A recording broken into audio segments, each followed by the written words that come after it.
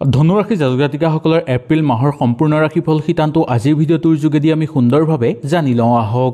1 এপ্ৰিলৰ পৰা 30 এপ্ৰিললৈকে কেনেধৰণে আপোনালোকৰ দিন পাৰ হ'ব আৰু কি সুযোগ সুবিধা আপোনালোকে লাভ কৰিব পাৰিব। এই মাহত মহাদেৱৰ পৰম কৃপা আপোনালোকে লাভ কৰিবলৈ সক্ষম হ'ব, যাৰ ফলত ঘৰত প্ৰচুৰ পৰিমাণে অৰ্থৰ আগমন দেখিবলৈ পোৱা যায়। কৰ্মজীৱনত সফলতা অৰ্জন কৰিব পাৰিব আৰু মাহৰ শেষৰ ফাললৈ আপোনালোকৰ ঘৰলৈ ভাল খবৰ অহাৰ যোগ দেখিবলৈ পোৱা যাব। আহক তেনেহ'লে ধনুৰাশি জাতক জাতিকাসকলৰ এপ্ৰিল মাহৰ সম্পূৰ্ণ ৰাশিফল সিদ্ধান্ত আজিৰ ভিডিঅ'টোৰ যোগেদি আমি জানি লওঁ। যদি ভিডিঅ'টো ভাল লাগে লাইক এটা কৰি আমাৰ মনোবল বঢ়াব আৰু আপোনালোকৰ বন্ধুবৰ্গৰ লগত শ্বেয়াৰ কৰি তেওঁলোককো উপকৃত কৰিব। ধনুৰাশি জাতক জাতিকাসকলে এপ্ৰিল মাহত স্বাস্থ্যৰ প্ৰতি অকণমান লক্ষ্য ৰাখিব লাগিব। বিশেষকৈ খোৱা বোৱাৰ ক্ষেত্ৰত অলপ সাৱধানতা আপোনালোকে অৱলম্বন কৰি চলিব লাগিব, নহ'লে পেটৰ সমস্যাত ভোগাৰ সম্ভাৱনা আপোনালোকৰ দেখিবলৈ পোৱা যাব। মানসিক অস্থিৰতা অহাৰ সম্ভাৱনা দেখিবলৈ পোৱা যায়, সেইকাৰণে মনটো আপোনালোকে স্থিৰ কৰিবলৈ চেষ্টা কৰিব। আত্মীয়ৰ লগত কিছুমান কথাত সৰু সুৰা কথাতে যাতে মত বিৰোধ আপোনালোকৰ নহয় তাৰ প্ৰতিও লক্ষ্য ৰাখিব লাগিব।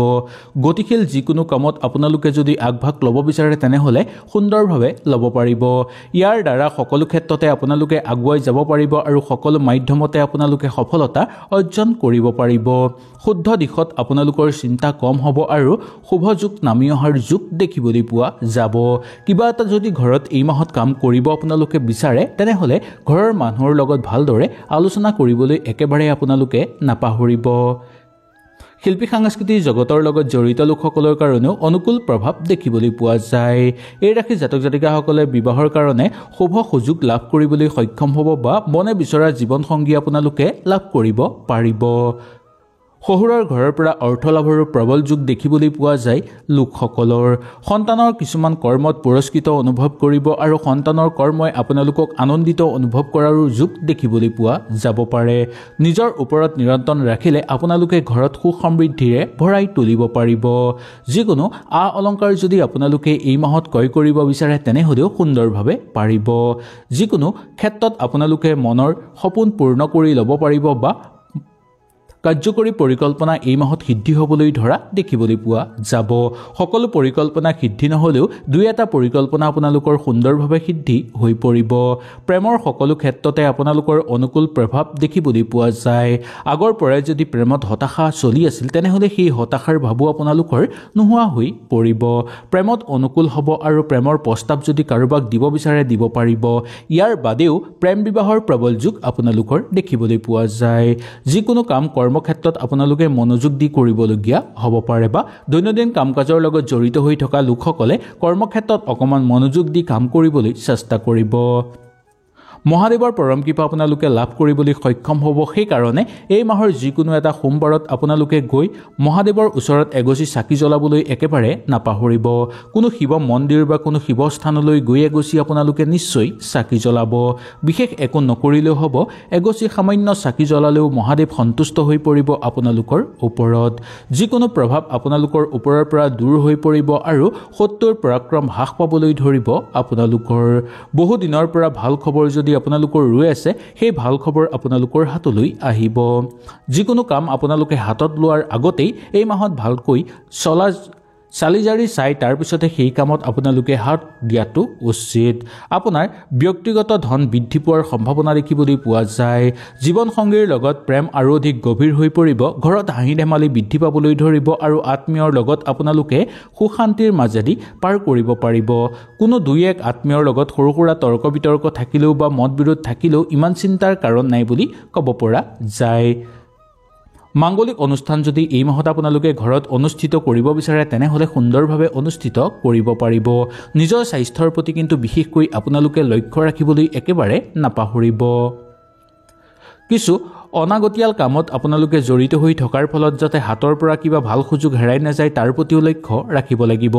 কিবা ঔষধ চৌষধ কিনাৰ ক্ষেত্ৰত বা বেমাৰ আজাৰত ঔষধ কিনাৰ ক্ষেত্ৰত অলপ সাৱধানতা আপোনালোকে অৱলম্বন কৰিব লাগিব। ভালকৈ চাই বুজিহে ঔষধ কিনাটো দৰকাৰ। কাৰোবাৰ পৰা যদি ধাৰ ল'ব বিচাৰে আপোনালোকে সুন্দৰভাৱে ধাৰ ল'ব পাৰিব আৰু সেই ধাৰ লোৱাৰ ক্ষেত্ৰত আপোনালোকে এই মাহত একো অসুবিধা নাপাব। জীৱনৰ ক্ষেত্ৰত আপোনালোকে নতুন নতুন সিদ্ধান্ত ল'বলৈ উপনীত হ'ব।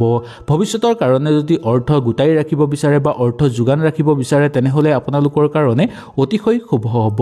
বা ভৱিষ্যতৰ কাৰণে যদি কিবা কাম আপোনালোকে কৰি যাব বিচাৰে এই মাহত তেনেহ'লে সুন্দৰভাৱে কৰিব পাৰিব। আশা কৰাৰ মতে কিছু কিছু ক্ষেত্ৰত আপোনালোকে ফল পাবলৈ সক্ষম হ'ব, যাৰ ফলত মন আনন্দিত হৈ পৰিব। সন্তানৰ কাৰণে ঘৰত সুখ শান্তি বৃদ্ধি পাবলৈ ধৰিব আৰু সন্তানৰ কৰ্মই আকৰ্ষিত কৰি তুলিব আপোনালোকে ধনাত্মক চিন্তা কৰিব বিচাৰিলে সুন্দৰভাৱে এই মাহত ধনাত্মক চিন্তা কৰিব পাৰিব। প্ৰিয়জনৰ লগত ভাল সময় বা ভাল মুহূৰ্ত অতিবাহিত কৰিবলৈ আপোনালোক সক্ষম হ'ব। প্ৰেমৰ বাহিৰেও যিকোনো ক্ষেত্ৰত আপোনালোকে আগভাগ ল'ব বিচাৰিলে ল'ব পাৰিব। কেৰিয়াৰৰ বাবে আৰম্ভ যাত্ৰা আপোনালোকে কৰিব পাৰিব বা কেৰিয়াৰৰ কাৰণে যদি যাত্ৰা কিবা আৰম্ভ কৰিব বিচাৰে কৰিব পাৰিব। কেৰিয়াৰৰ ভাল সুযোগ আপোনালোকৰ হাতলৈ অহাৰ সম্ভাৱনা দেখিবলৈ পোৱা যাব পাৰে। জীৱন সংগীৰ লগত আপোনালোকৰ খুব ভাল হ'ব, কিন্তু দুই এটা ক্ষেত্ৰত মত বিৰোধ হ'লেও ইমান চিন্তাৰ কাৰণ নাই বুলি ক'ব পৰা যায়। পিতৃ মাতৃৰ স্বাস্থ্যৰ প্ৰতি অকণমান লক্ষ্য ৰাখিবলৈ চেষ্টা কৰিব। পিতৃ বা মাতৃৰ কোনোবা এজনৰ স্বাস্থ্যৰ যাতে অৱনতি নঘটে তাৰ প্ৰতি আপোনালোকে লক্ষ্য ৰাখিব লাগিব। ব্যৱসায়িক বাণিজ্যৰ লগত জড়িত লোকসকলৰ কাৰণে ব্যৱসায়িত মধ্যম হিচাপে পাৰ হ'ব যদিও আৰ্থিক ক্ষেত্ৰত আপোনালোকৰ উন্নত যোগ দেখিবলৈ পোৱা যাব পাৰে। অবান্তিক খৰচ কেনেকৈ ৰোধ কৰিব পাৰি তাৰ প্ৰতিও অকণমান আপোনালোকে সজাগ হ'ব লাগিব। বিশেষকৈ প্ৰেমৰ ক্ষেত্ৰত খৰচৰ মাত্ৰা বৃদ্ধি পোৱাৰ সম্ভাৱনাও দেখিবলৈ পোৱা যাব পাৰে। খেল ধেমালি কৰা লোকসকলৰ কাৰণে ইমান অসুবিধা দেখিবলৈ পোৱা নাযাব। খেল ধেমালি কৰা লোকসকলৰ কোনোবা কৰ্মত যোগদান কৰাৰ সম্ভাৱনাও দেখিবলৈ পোৱা যাব পাৰে। ভ্ৰমণৰ ক্ষেত্ৰত মধ্যম ফলাফল দেখিবলৈ পোৱা যায়। দূৰ ভ্ৰমণ কৰিব বিচাৰিলেও আপোনালোকে কৰিব পাৰিব। ওচৰ চুবুৰীয়াৰ লগত থাকোঁতে অলপ সতৰ্কতা অৱলম্বন কৰিব। ওচৰ চুবুৰীয়াৰ লগত থাকোঁতে দুই এটা কথাতে যাতে তৰ্ক বিতৰ্কৰ মাজত লিপ্ত হৈ পৰিব লগা নহয় তাৰ প্ৰতি অকণমান আপোনালোকে লক্ষ্য ৰাখিব লাগিব।